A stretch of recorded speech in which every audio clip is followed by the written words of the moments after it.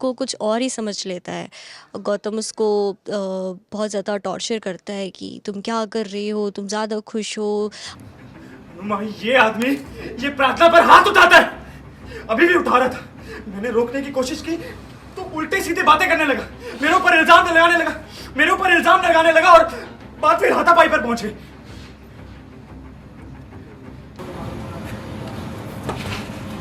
हटिए, मुझे जाने दीजिए।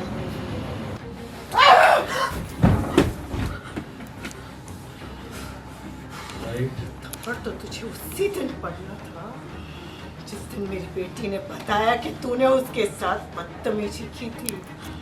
राय ने मुझे सब कुछ बता दिया था, लेकिन बस प्रार्थना का चेहरा देखकर चुप रही। लेकिन शायद कान्हा जी ने तेरी किस्मत में बेटी के साथ साथ माँ के हाथ का भी थप्पड़ लिखा था। अनुपमा जी प्रार्थना को भी हिम्मत देती हैं कि Prarthana, now you have to take a stand. मैं आज बराबर पड़ा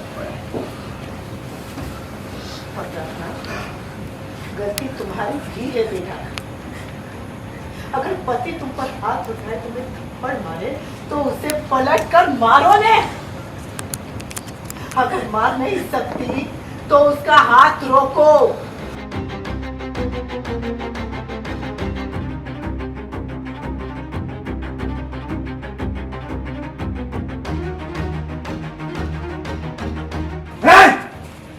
मेरी बीवी का ब्रेन वॉश करना बंद करो। एक ही थप्पड़ में क्या तुम जो प्रार्थना के साथ इतने सालों से करते आ रहे हो उसका क्या कभी सोचा है इसके बारे में? ये बताओ कि तुमने राही के साथ मेहंदी वाले दिन बदतमीजी की थी और अभी इस कमरे में तुम प्रार्थना के साथ क्या कर रहे थे? मुझे पता है आप ऐसा कुछ नहीं करेंगे, क्योंकि बाहर आपकी बेटी की शादी है। एक बेटी की शादी की रस्में दूसरी बेटी के सम्मान से बड़ी नहीं हो सकती। आतिशबाजी तो बनती है ना जमाई बाबू? बाहर चल। और प्रार्थना तो तैयार हो जा, आज इसका असली चेहरा सबके सामने ला कर रहेंगे।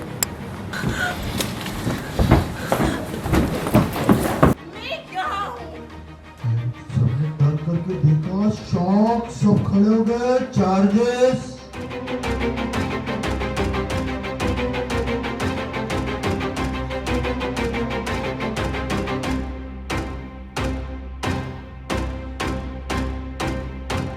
एक्चुअली शादी की सारी प्रिपरेशन चल रही हैं, बाहर मंडप वगैरह सारी विधि विधान हो रहे हैं और प्रार्थना के ड्रेस पे कुछ गिर जाता है, वो उसको क्लीन करने सिंपली आती है, बट गौतम उसको कुछ और ही समझ लेता है।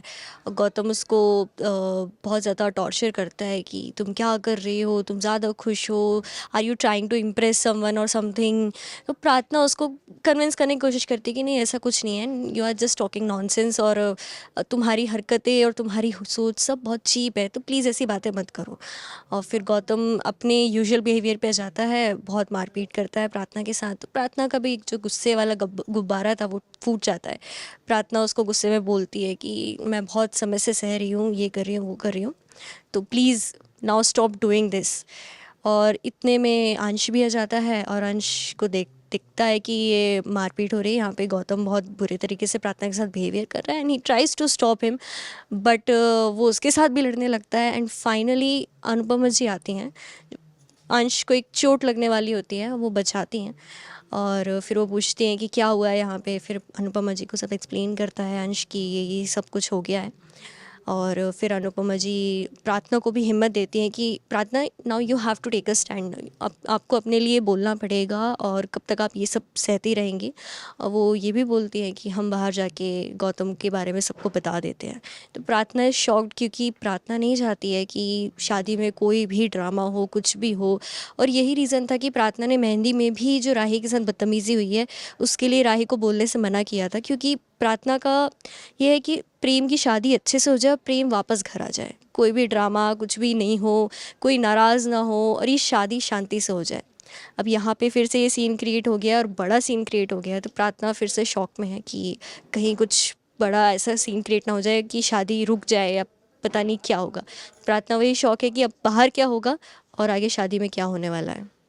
हाँ, वो आपको एपिसोड में देखने मिल जाएगा कि क्या हुआ है एग्जैक्टली अभी आप लोग एपिसोड देखिए और इन्जॉय कीजिए एपिसोड को कि क्या क्या हो सकता है और क्या क्या हुआ है। हाँ, सीन में ऐसा कुछ हो रहा है जहाँ पे गौतम की सच्चाई सामने आ रही है, लेकिन कुछ ना कुछ करके फिर से उसने प्लानिंग प्लॉटिंग ऐसा करके सब कुछ चेंज कर रहा है। एंड गुस्सा आ रहा है हमें कि ये इंसान बदमाश है, ये शैतान है, लेकिन इसका असली चेहरा किसी के सामने नहीं आ रहा है। तो यही सब सीन चल रहा है।